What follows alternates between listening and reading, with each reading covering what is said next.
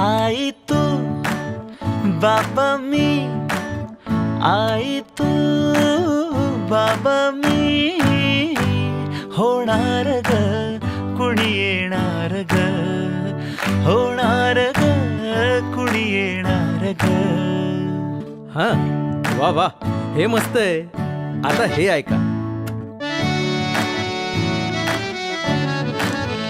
आजी तू आबा मी, आजी तू आबा मी, होणार ग कुणी येणार ग, होणार ग कुणी येणार ग.